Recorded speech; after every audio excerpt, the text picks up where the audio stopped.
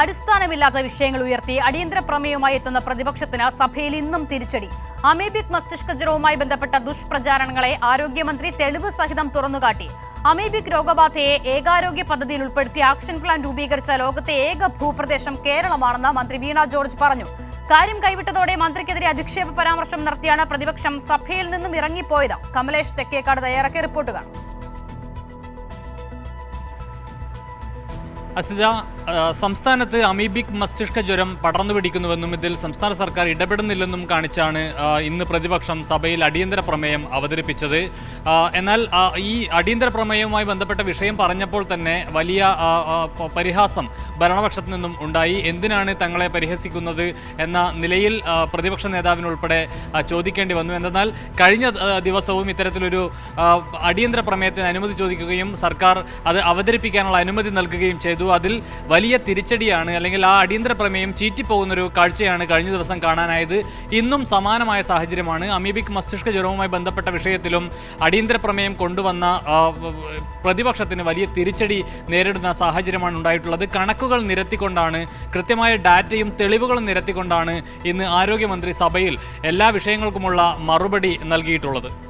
Sir, എല്ലാ microbiology ലാബുകളിലും അമീബയാണ് എന്നുള്ളത് കണ്ടെത്താനായിട്ട് കഴിയും. തെറ്റായ വാർത്തകളിലൂടെ കേരളത്തിലെ ആരോഗ്യ സംവിധാനത്തെ അപകീർത്തിപ്പെടുത്തുന്നതിന്റെ ഏറ്റവും നല്ലൊരു ഉദാഹരണമാണ് സാർ.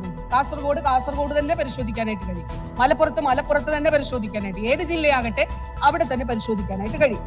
അപ്പൊ അമീബയാണ് എന്നുള്ളത് കണ്ടെത്തിയാൽ എന്ത് ചെയ്യാം? നമുക്ക് അമീബിക് മസ്തിഷ്ക ജ്വരമാണെങ്കിൽ അമീബിക് മസ്തിഷ്ക ജ്വരത്തിന്റെ ചികിത്സ നമുക്ക് നൽകാനായിട്ട് കഴിയും. അതോടൊപ്പം വളരെ സമൂഹത്തിലാകെ പ്രചരിപ്പിക്കുന്ന ചില കള്ളത്തരങ്ങളുണ്ട്. അത് പ്രതിപക്ഷം ഉൾപ്പെടെ സമൂഹത്തിൽ പ്രചരിപ്പിക്കുന്ന കള്ളത്തരങ്ങളാണ്. അത് സഭയിലും പ്രതിപക്ഷ അംഗം ഉന്നയിക്കുന്ന സാഹചര്യമുണ്ടായി. അതിനും അപ്പോൾ തന്നെ ആരോഗ്യമന്ത്രി മറുപടി പറയുന്ന സാഹചര്യമാണ് ഇന്നുണ്ടായത്. ഇവരുന്നയിച്ച മുഴുവൻ കാര്യങ്ങളും ഞാൻ വ്യക്തമായ തെളിവുകളോടെ പറഞ്ഞു. ഒന്ന്, ട്രീറ്റ്മെന്റ് ഗൈഡ് ലൈൻ ഇല്ല, പരിശോധനാ ഗൈഡ് ലൈൻ ഇല്ല, മറ്റ് സംവിധാനങ്ങളില്ല എന്നുള്ളത് പറഞ്ഞു. ഇത് മുഴുവൻ ഗൈഡ് ലൈനുകൾ വെച്ചുകൊണ്ടാണ് സാർ ഞാൻ സംസാരിച്ചത്. രണ്ടാമത് ഉയർത്തിയ ആക്ഷേപം ഒരു പ്രവർത്തനവും നടക്കുന്നില്ല എന്നുള്ളതായിരുന്നു. അതിന് ഡോക്യുമെന്റ് സഹിതമാണ് ഞാൻ പറഞ്ഞിട്ടുള്ളത് സാർ. ഏതായാലും ആരോഗ്യ മേഖലയിൽ പ്രതിപക്ഷം നേരത്തെ UDFന്റെ കാലത്ത് ചെയ്തിട്ടുള്ള കാര്യങ്ങളും LDF ഇപ്പോൾ ചെയ്തുകൊണ്ടിരിക്കുന്ന കാര്യങ്ങളും താരതമ്യപ്പെടുത്തി തന്നെയാണ് ആരോഗ്യമന്ത്രി മറുപടി നൽകിയിട്ടുള്ളത്. നേരത്തെ ഈ സൗജന്യ ചികിത്സ ഉൾപ്പെടെ ഒരു കുടുംബത്തിന് 30,000 രൂപയാണ് നേരത്തെ നൽകിയിട്ടുള്ളത്. അത് ആകെ 40,000 പേർക്കാണ് അന്ന് UDF സർക്കാർ നൽകിയത്. ഇന്ന് ഒരു ആളിന് 5 ലക്ഷം രൂപ വരെയാണ് സൗജന്യ ചികിത്സ സംസ്ഥാനത്ത് നൽകുന്നത്.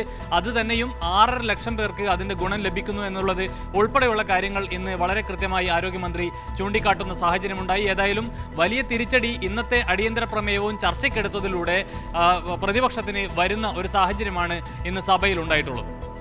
ശരി, കമലേഷ് തെക്കേക്കാടാണ് വിവരങ്ങൾ നൽകിയത്.